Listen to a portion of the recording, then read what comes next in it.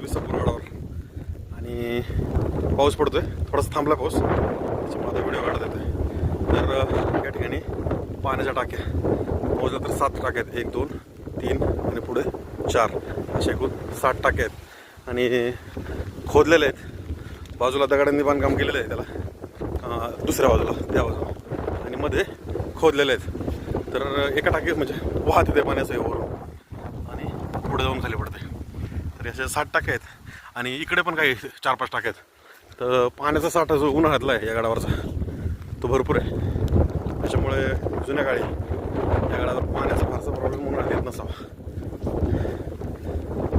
आणि पलीकडे जर पाहिलं तर बुरुंज आहे, हा 4ही बाजून नाही गडाचा, म्हणजे काही मधले काही भाग सोडले तर. आणि याच्या ज्या 3 वाटा आहेत, आता याच्या पलीकडे लोहगड आहे, समोरून लोहगड आहे. आपण इकडून या ठिकाणी इकडून भाषे गावात वाट